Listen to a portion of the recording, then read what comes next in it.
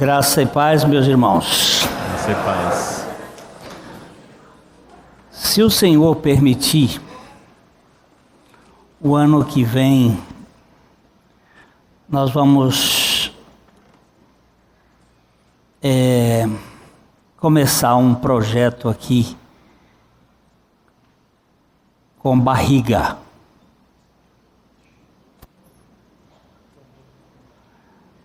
É o mundo que tem sido mais desprezado. Não é barriga de trigo, não. Barriga de trigo é uma outra realidade. É o fruto do ventre. Nós assistimos hoje no mundo, assim, cerca de 10 milhões de abortos por ano. E as crianças vêm a esse mundo sem uma identidade. E nós vimos aqui, ainda que eu fale a língua dos homens e dos anjos, se eu não tiver amor, o ventre é um mundo. É uma espécie de Éden para esta realidade. E ele quer fazer alguma coisa no sentido de... No passado nós já tivemos algo muito embrionário, mas queríamos fazer para cuidar do feto. O fato do feto ser uma pessoa.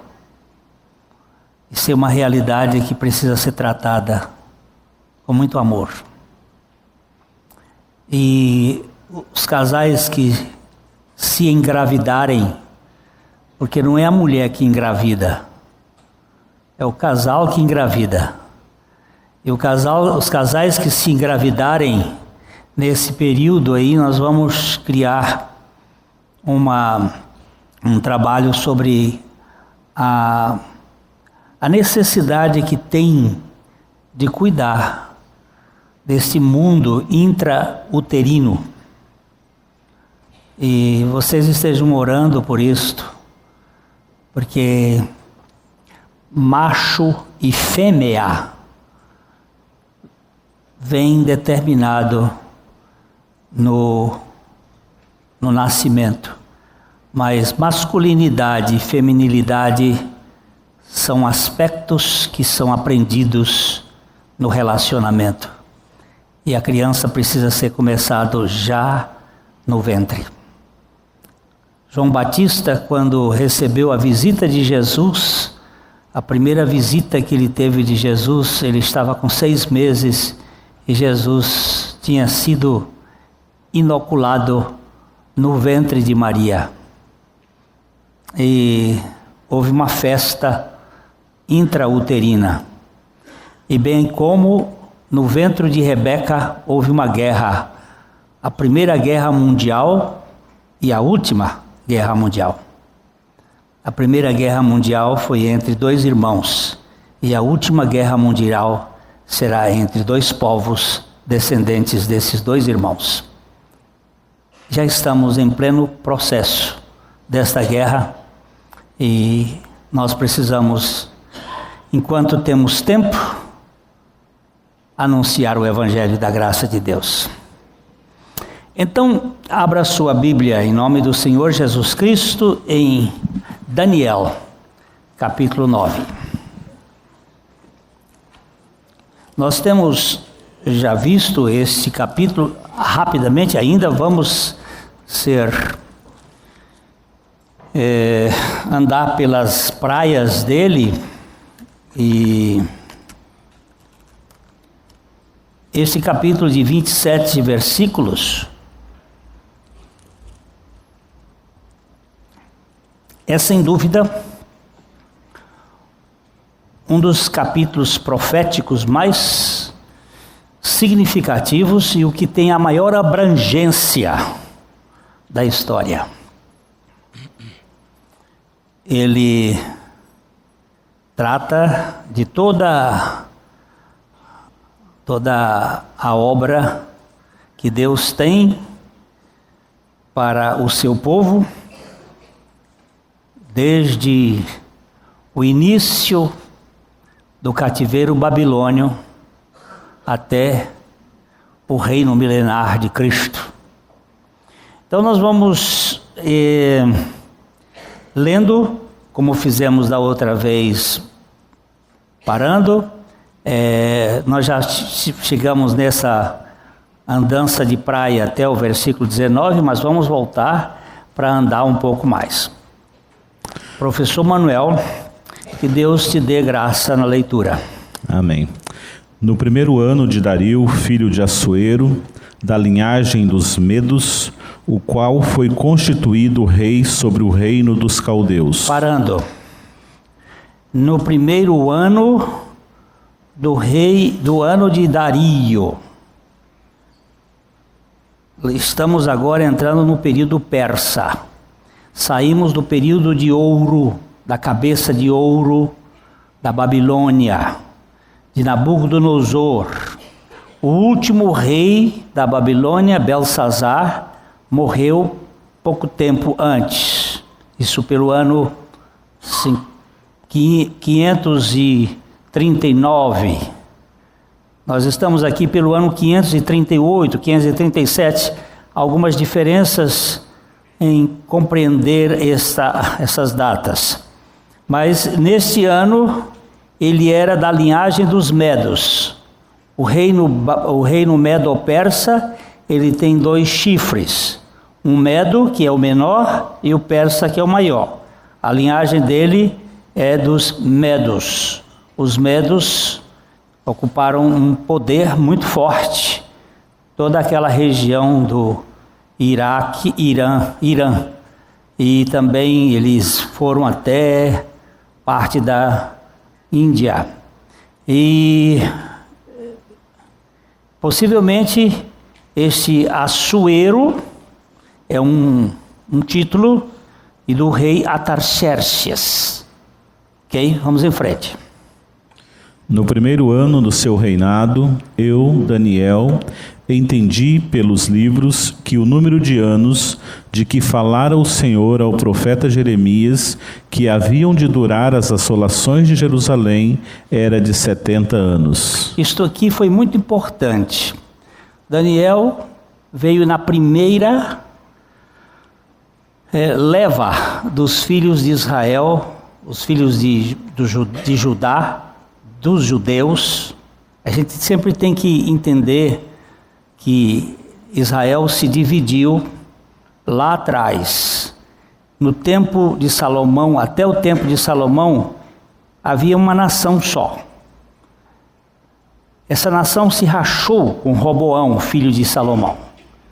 Então houve 2 grupos, o do norte e o do sul.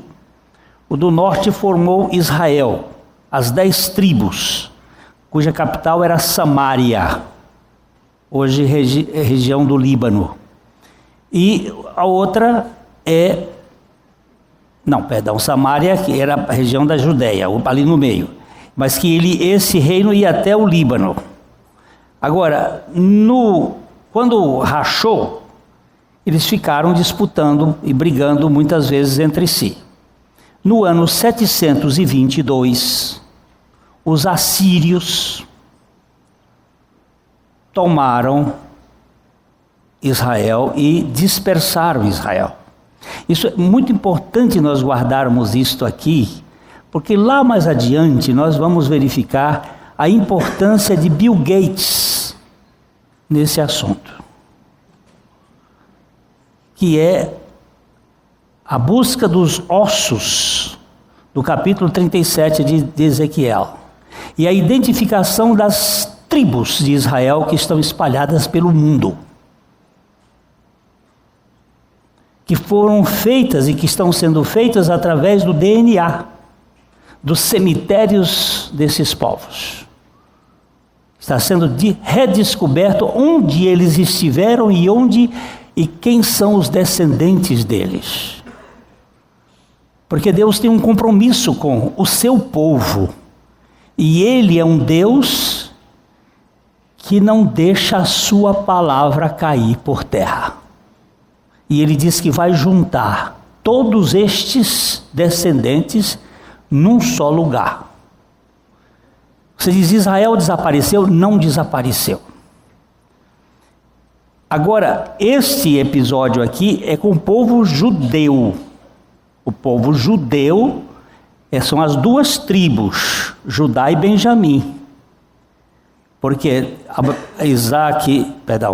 Jacó teve 12 filhos, mas Deus escolheu Judá, para de Judá sair Siló. Siló é aquele que viria para governar o mundo. Siló é Cristo. Do povo judeu. É Deus na sua soberania fazendo a história acontecer. Ele escolheu Israel não porque Israel fosse melhor do que qualquer povo ou porque fosse maior do que qualquer povo. Ele escolheu Israel porque ele o amou. O que está por fundamento de toda a obra de Deus é o amor. Então, no primeiro ano do reinado de Dario, Daniel entendeu pelos livros. Os livros não só de Jeremias, mas o livro de Deuteronômio, o livro de Levíticos, o tempo que havia de acontecer. Porque quando a gente sabe que o tempo está se cumprindo conforme a palavra de Deus, a gente começa a tomar as providências. Quando vocês virem, por exemplo, Jesus vai dizer, quando vocês virem os ramos da figueira florescer, olha, sabem que está próxima, a coisa está se aproximando. Quando você vir o ramo da figueira florescer, isso está falando de Israel, que se restituiu, que foi reconduzido à nação no ano de 1948. Isso tem importância para nós vermos mais adiante toda a sequência da história e como Deus está conduzindo. Porque quem governa o mundo não é Putin, não é Barack Obama, não é o Papa, não é Dilma. Quem governa o mundo é o Senhor Deus. E Ele está dirigindo a história. E a história vai para um ponto em que Ele determinou. Então, ele começou a examinar e viu que o ano era 70 anos. Só para a gente fazer uma pausazinha aí, para a gente procurar Jeremias, bota o dedo aí, Jeremias 25, 11 e 12. Toda esta terra virá a ser um deserto e um espanto. Estas nações servirão ao rei da Babilônia 70 anos. Acontecerá, porém, que quando se cumprirem os 70 anos, castigarei a iniquidade do rei da Babilônia e a desta nação, diz o Senhor. Como também a terra dos caldeus, farei deles ruínas perpétuas. O profeta Jeremias já tinha morrido quando Daniel começou a ler isto aqui. O profeta Jeremias viveu mais ou menos no tempo de Daniel, mas ele morreu mais ou menos quando Nabucodonosor morreu. E aqui nós estamos, Daniel está com cerca de 82 anos de idade. Ele saiu com 15. Já tinham se passado 66 anos, 67 anos por aí, tinha se passado, e ele percebeu que estava se cumprindo a palavra de Deus, porque o Deus da Bíblia, ele, nas suas profecias são exatas, não tem profecia que não seja exata. A gente pode pegar, por exemplo, uma profecia sibelina, que é uma profecia de um falso Samuel, que profetizou no tempo de Saul, que o Samuel estava saindo da tumba e mostrando lá, através da pitonisa de Endor, aquela profecia não se cumpriu ipsis literis. Ela tem falhas. E Deus não tem falhas na sua palavra. Ele não tem brecha. O que Ele diz, Ele sustenta. O que Ele fala, Ele promete.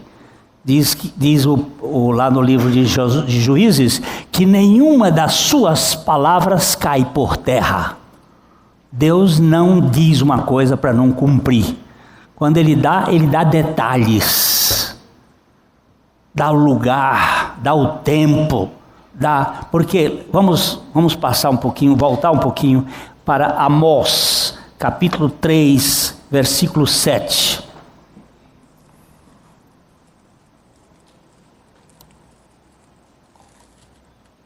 Amós 3, 7. Certamente o Senhor Deus não fará coisa alguma sem primeiro revelar o seu segredo aos seus servos, os profetas. Você entendeu? Ele não fará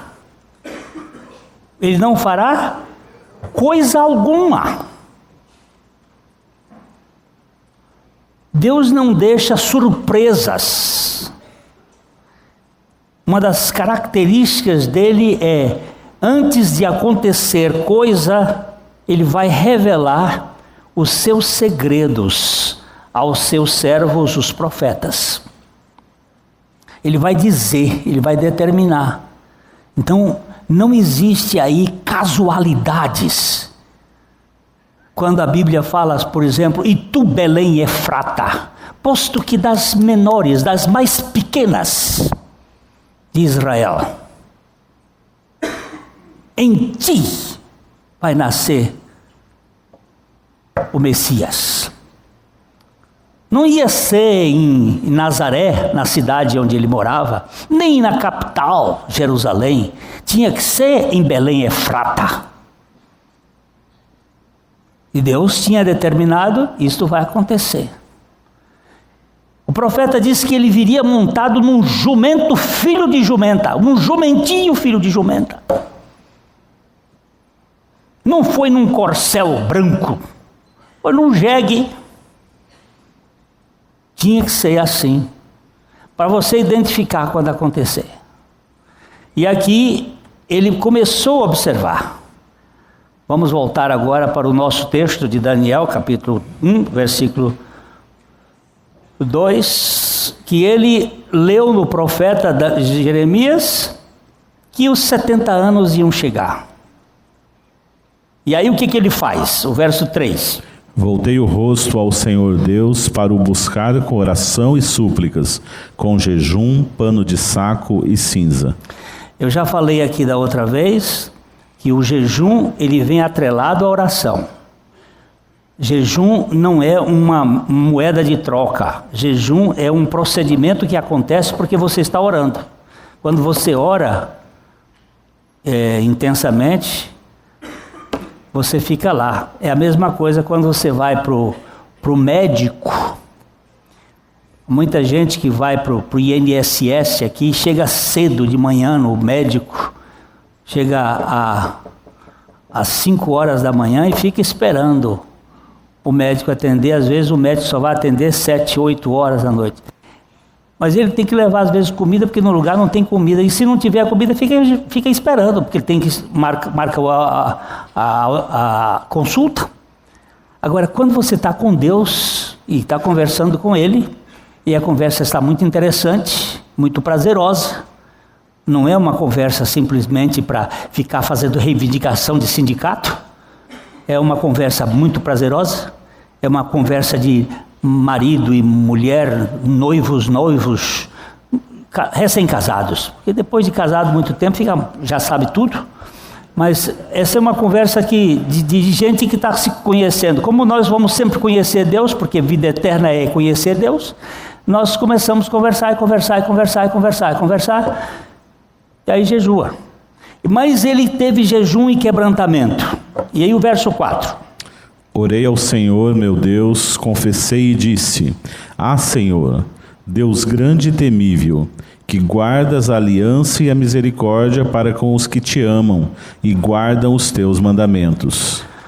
Temos pecado e cometido iniquidades, procedemos perversamente e fomos rebeldes, apartando-nos dos teus mandamentos e dos teus juízos. E não demos ouvidos aos teus servos, os profetas, que em teu nome falaram aos nossos reis, nossos príncipes e nossos pais, como também a todo o povo da terra. Então ele começa a fazer uma oração que tem confissão de pecados, em que ele se inclui no pecado do povo. Isso aqui nós já falamos da outra vez, que a oração não é em favor do povo, assim dissociado dele mesmo. Ele disse: nós temos sido rebeldes, apartamo-nos dos teus mandamentos e dos teus juízos, não demos ouvidos aos teus servos. Ele está se incluindo no meio daquela oração. Ele não está orando simplesmente dizendo assim: ó, esse teu povo é meu povo e eu faço parte dele. Nós já vimos isso aqui, que quando uma igreja sofre, ou alguém da igreja sofre, nós também sofremos. Quando meu dedo sofre, o meu corpo sofre. Continuando, o verso 7. A ti, ó Senhor, pertence a justiça, mas a nós o corar de vergonha, como hoje se vê, aos homens de Judá, os moradores de Jerusalém, todo o Israel, quer os de perto, quer os de longe, em todas as terras por onde os tens lançado, por causa das suas transgressões que cometeram contra ti.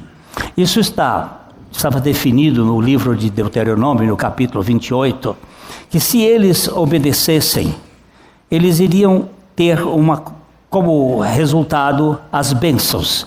E se eles desobedecessem, eles teriam como resultado as maldições. E uma das bênçãos, ou uma das maldições, seria não guardar a terra, o descanso da terra. Todo judeu, ele guarda o descanso da semana. E para eles, o descanso da semana é uma coisa muito séria.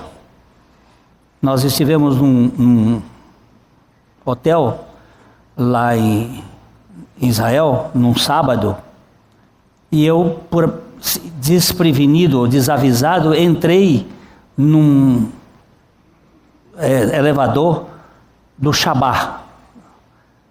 E eu estava acho que no 14º ou 15º andar. Desavisado, eu não percebi que o elevador para em todos os andares.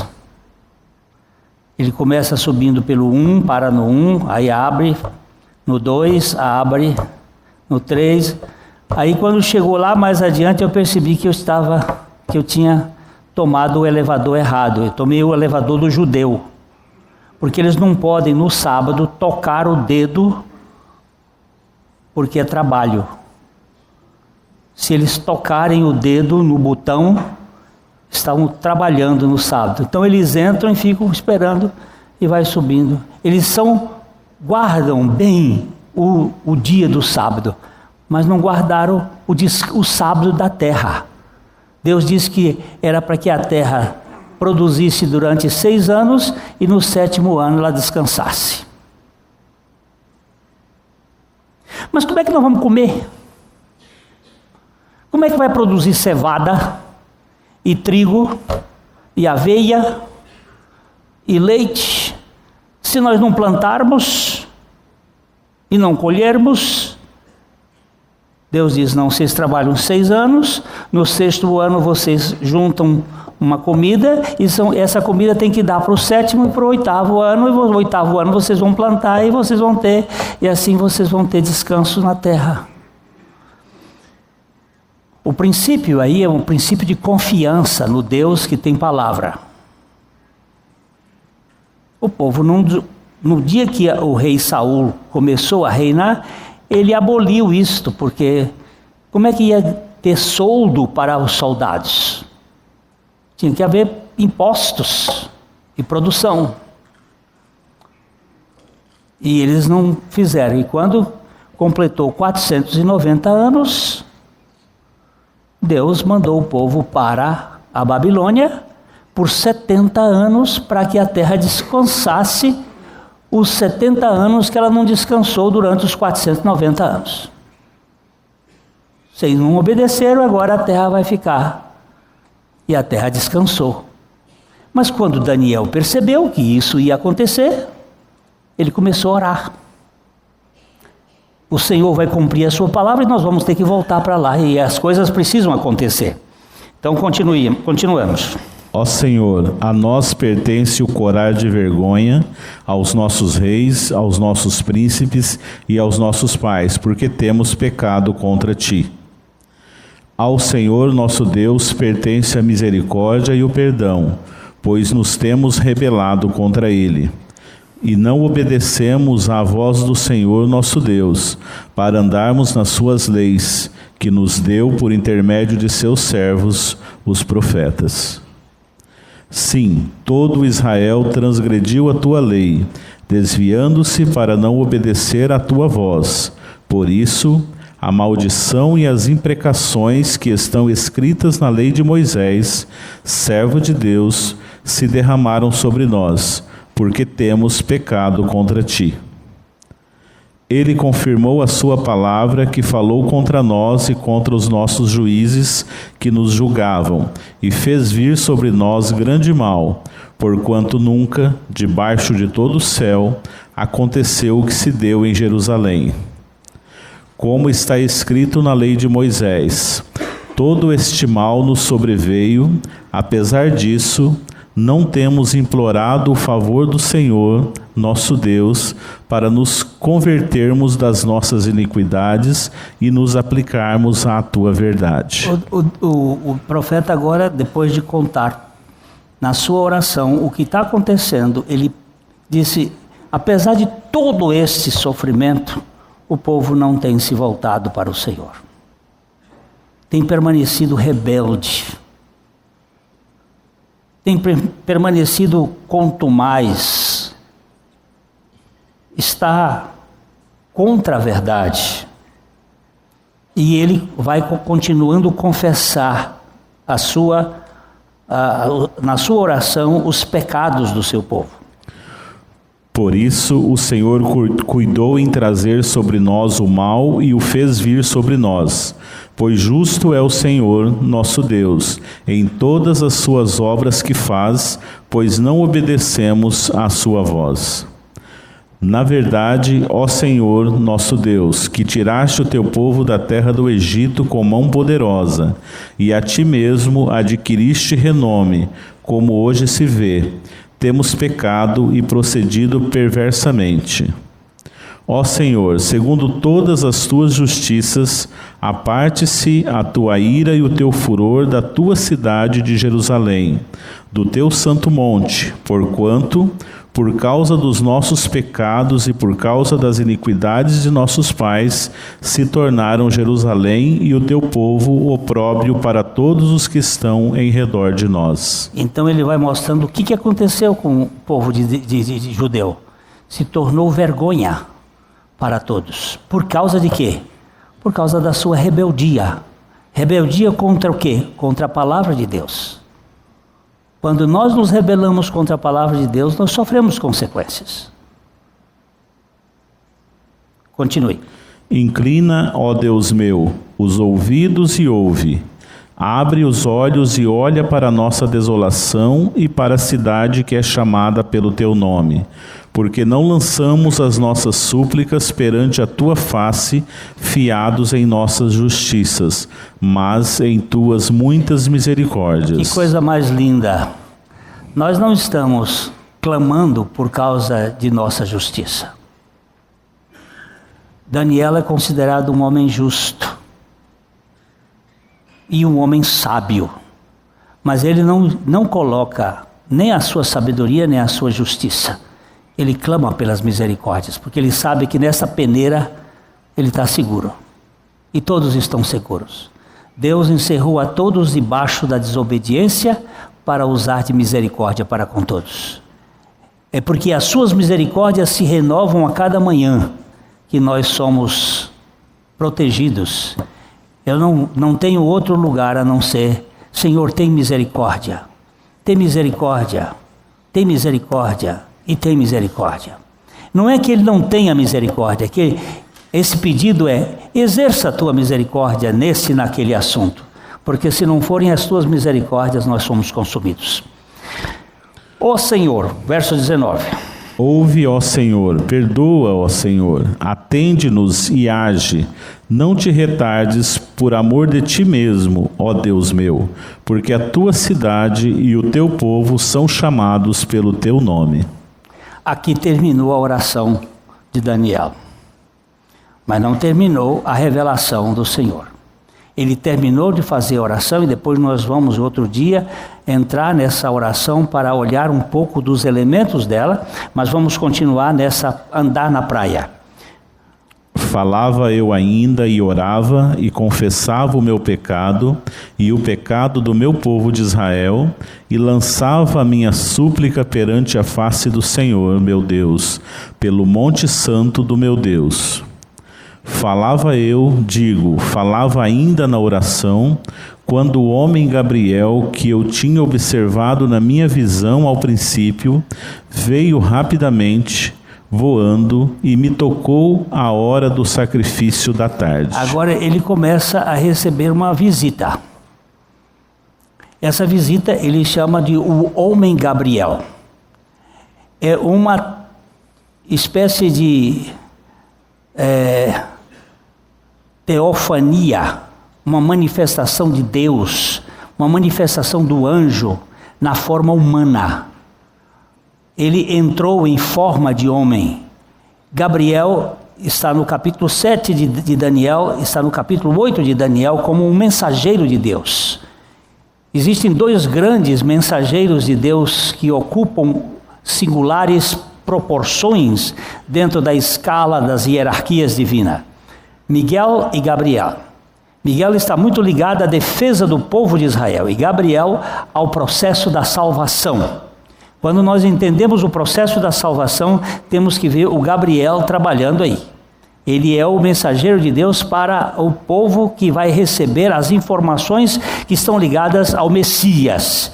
E Miguel está muito ligado à defesa do povo de Israel. Continuando. Ele queria instruir-me.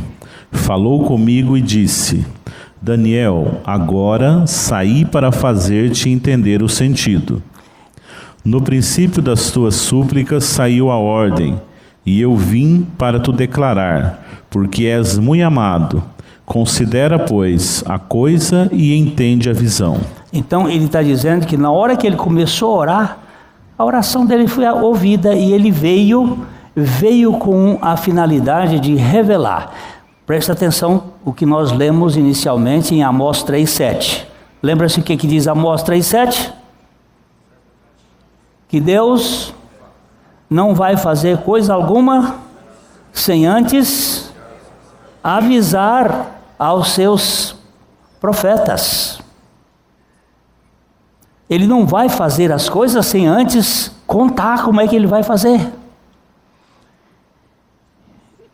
Ele estava no sacrifício da tarde. O sacrifício da tarde é o último sacrifício. Tem um sacrifício da manhã e o sacrifício da tarde, que corresponde 9 horas da manhã e 3 horas da tarde. O sacrifício da manhã e da tarde representa o período da crucificação de Jesus. Apontam às 6 horas em que o Senhor Jesus esteve sendo oferecido como sacrifício pelos nossos pecados. E naquela hora ele recebeu a visita do Gabriel, que veio contar para ele algumas coisas. Vamos ver o que o Gabriel contou. 70 semanas estão determinadas sobre o teu povo e sobre a tua santa cidade, para fazer cessar a transgressão, para dar fim aos pecados, para expiar a iniquidade, para trazer a justiça eterna, para selar a visão e a profecia, e para ungir o Santo dos Santos. Sabe e entende, desde a saída da ordem para restaurar e para edificar Jerusalém, até ao ungido ao príncipe, 7 semanas e 62 semanas. As praças e as circunvalações se reedificarão, mas em tempos angustiosos. Depois das 72 semanas, será morto o ungido, e já não estará, e o povo de um príncipe que há de vir destruirá a cidade e o santuário, e o seu fim será num dilúvio, e até o fim haverá guerra, desolações são determinadas. Ele fará firme aliança com muitos, por 1 semana. Na metade da semana fará cessar o sacrifício e a oferta de manjares. Sobre a asa das abominações virá o assolador, até que a destruição que está determinada se derrame sobre ele. Agora aqui tem pano para manga. Ele começa falando: no princípio das tuas súplicas saiu a ordem, e eu quero dizer como é que acontece. Ele pega um tempo. A história do povo de Deus se divide. O povo de Israel se divide em 4 períodos de 490 anos. Você diz, mas não é possível. É possível sim. Aí nós vamos estudar isso um pouco mais devagar para frente. No livro de Joel existem 4 gafanhotos. Cada gafanhoto faz parte de um desses períodos. E os anos que o gafanhoto comeu, eles não são contabilizados. Deus não contabiliza os tempos da ignorância e não contabiliza os tempos da escravatura. Deus tem um tempo no relógio dele que é diferente do nosso. Ele tem um cronômetro e tem um kairos. E ele de vez em quando fecha o cronômetro e abre o kairos, que é o tempo da graça quando opera na vida de uma pessoa. Ele estabeleceu 490 anos, 70 semanas, que na verdade não são 70 semanas no hebraico, são 70 setes. Quem é bom em matemática? 70 vezes 7, quantos dá? 490. Do momento em que foi assinado o tratado da reconstrução do templo e da cidade de Jerusalém, pelo rei Artaxerxes, até o advento de Jesus Cristo, passar-se-ão 490 anos. E você diz assim, não é possível. Só do ano 445, que foi quando o rei Artaxerxes assinou o decreto para a construção do templo, são 445 anos até Jesus, mas o tempo de Jesus já quase que chegava os 490 anos. É porque no dia da morte do Senhor e da sua ressurreição, Deus fechou o cronômetro.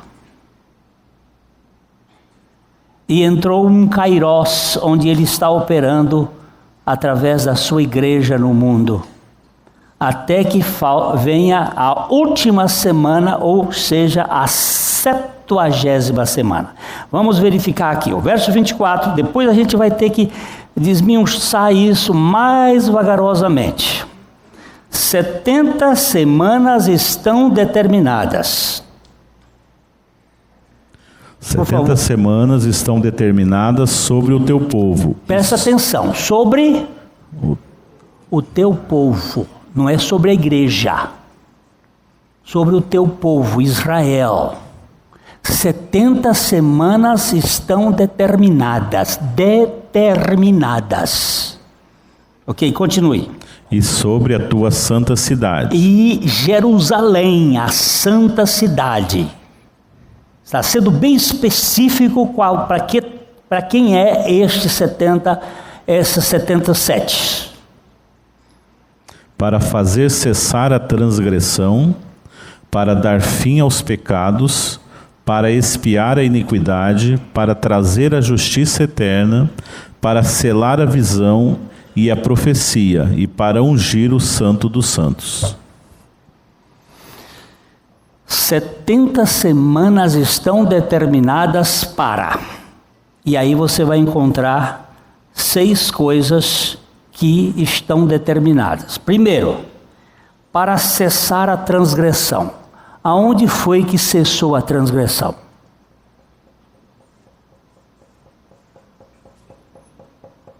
Cruz.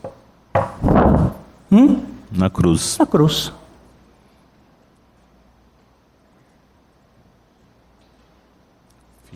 Você sabe como é que Jesus é chamado no momento da cruz? Como é que ele é considerado? Vamos lá. 1 Coríntios, capítulo 15, versículo 46. Lê o 45 e o 46. Pois assim está escrito: o primeiro homem, Adão, foi feito alma vivente. O último Adão, porém, é espírito vivificante. Mas não é primeiro o espiritual, e sim o natural, depois o espiritual. Por favor, preste bem atenção aqui. O primeiro homem, ele é Adão. Ele é alma vivente. E soprou-lhe nas narinas o fôlego da vida, e o homem se tornou alma vivente. Este é o primeiro homem, mas nós temos o último Adão.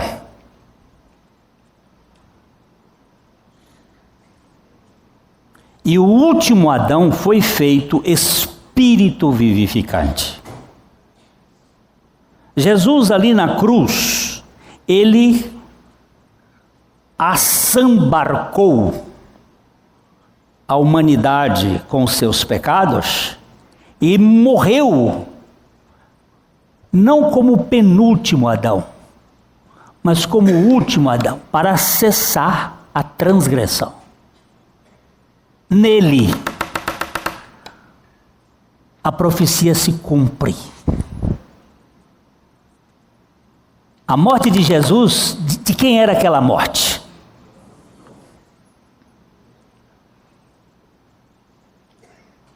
Para que ele fez isto?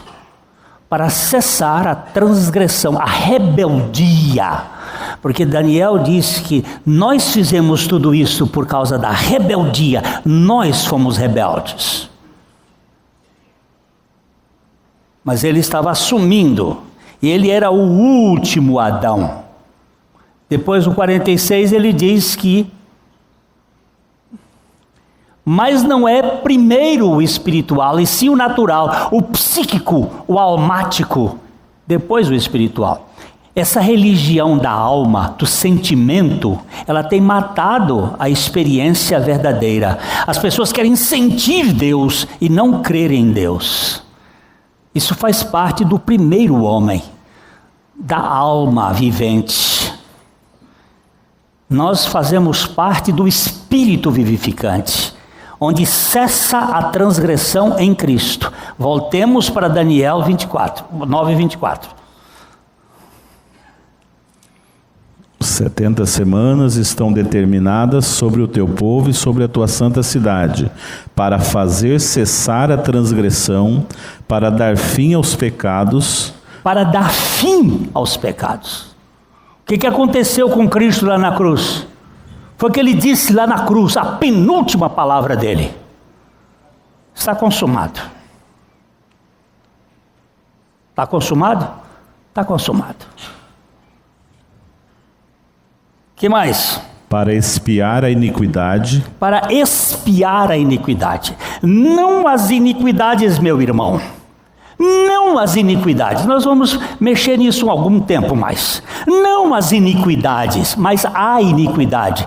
Isaías 53 diz que ele fez cair sobre Cristo a iniquidade de nós todos, não as iniquidades, porque a minha iniquidade, a minha natureza iníqua é igual à natureza iníqua do Fernando, é igual à natureza iníqua do Osório, é igual à natureza iníqua do Temer, é igual à natureza iníqua do Lula, é igual à natureza iníqua de qualquer pessoa. Mas ele fez cair sobre Cristo na cruz a iniquidade de nós todos. E aqui o texto diz, para expiar a iniquidade. Olha, isto aqui, Daniel estava falando 460 anos antes da vinda de Jesus.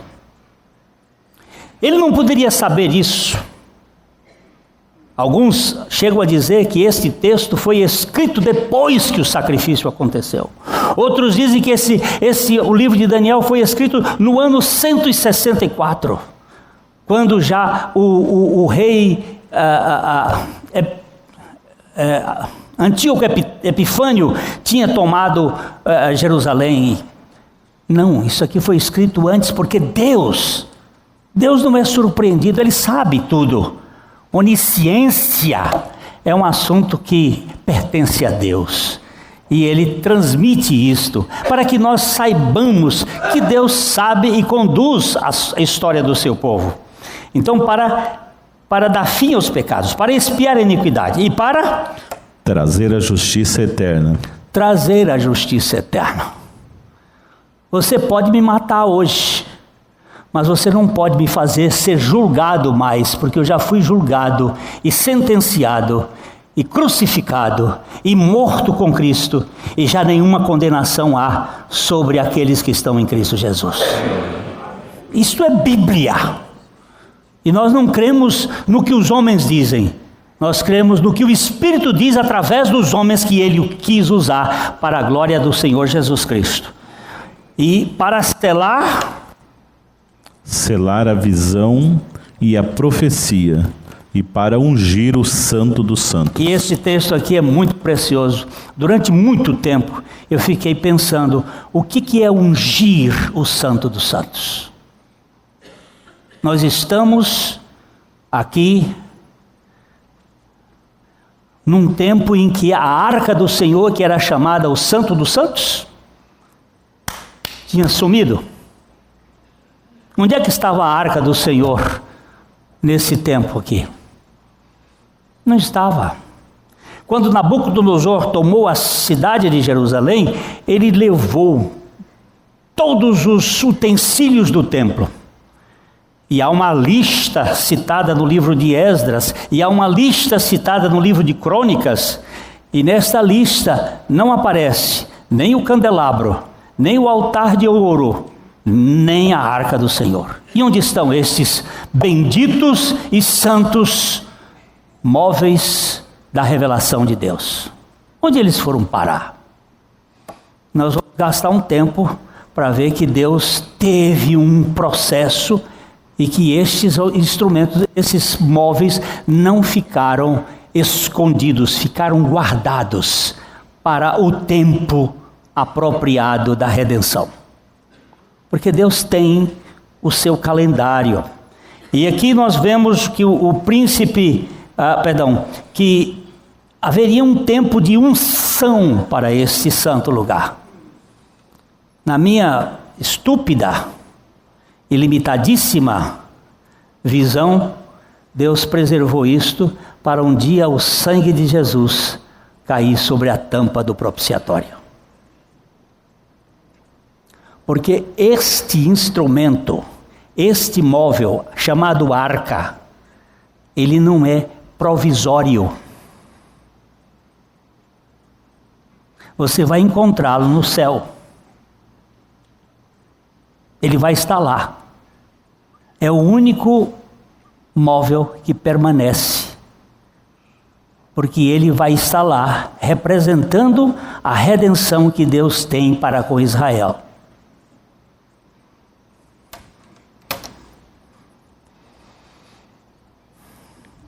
E ele disse, sabe, o verso 25, sabe e entende? Desde a saída da ordem para restaurar e para edificar Jerusalém, até o ungido. Ungido é o Messias. O Messias é Cristo.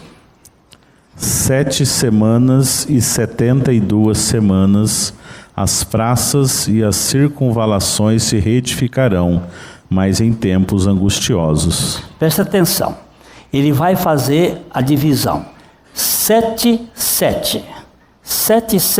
semanas são 49 anos. Levaram-se exatamente 49 anos, desde o dia que Artaxerxes assinou o documento até a inauguração do templo e da cidade feitas por Neemias, por Zorobabel, por Esdras. Até aquele tempo, 49 anos foi reconstruído. E depois daquele dia até a crucificação de Jesus, até o dia da sua entrada triunfal, são exatamente 62 semanas, ou seja, 7 vezes 62, ou seja, 434 anos.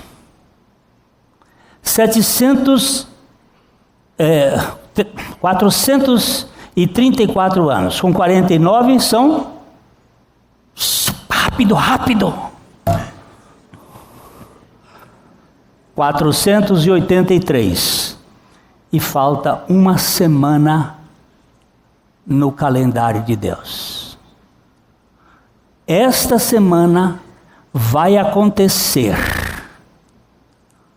quando o Senhor vier buscar os seus. É o chamada semana da grande tribulação. Esta semana está faltando. Nós começamos o período da igreja, e o período da igreja não recebe esta contabilidade. A igreja, enquanto não se completar o tempo dos gentios, Deus não vai começar a trabalhar com Israel. Mas agora ele mostra aqui no versículo 26, depois das 62 semanas, será morto o ungido. Jesus Cristo foi crucificado e já não estará. E o povo de um príncipe que há de vir destruirá a cidade e o santuário. O povo de um príncipe que havia de vir foram os romanos, o quarto império, e o general Tito, tomando Jerusalém, destruiu-a, e aquela profecia que Jesus disse, não ficará pedra sobre pedra que não seja derrubada, aconteceu no ano 70 da nossa era, quando o povo de Israel, o povo judeu, foi espalhado pelo mundo afora, até 1948, quando começou a voltar, quando a figueira começou a florescer, e quando Deus começou a agir de uma maneira a reconduzir todas as tribos, segundo o profeta Zacarias, todas elas vão se encontrar. A tribo de Naftali, a tribo de Manassés, a tribo de Benjamim, a tribo, todas elas vão se encontrar. Está se processando e Deus está trabalhando na coxia, nos bastidores. E ele diz aí que nesse período, depois da morte, haverá guerras e desolações que são determinadas. Neste versículo aqui, Deus vai nos mostrar como o povo judeu tem sofrido.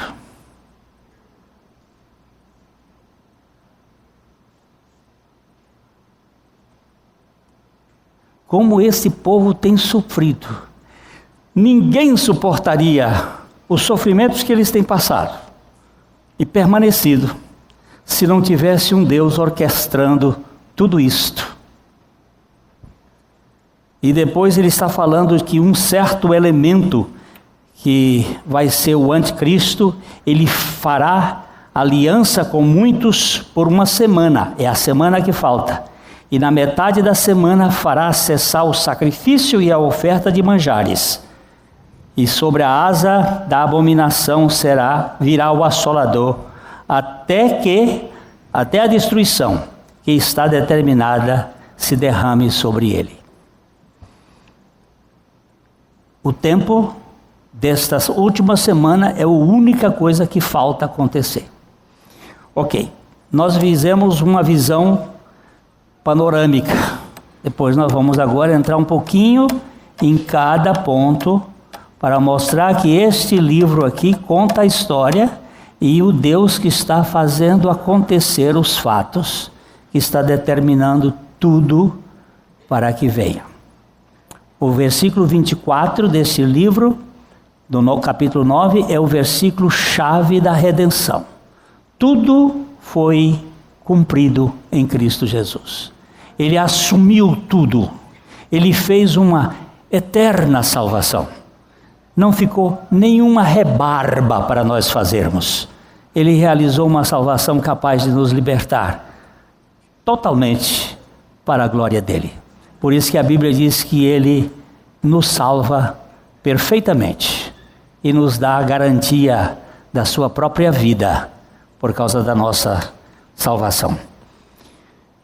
Acho que deu para ver o capítulo. Agora nós vamos ver algumas coisas em particular quando o Senhor permitir que a gente volte para conversar sobre esse assunto por aqui.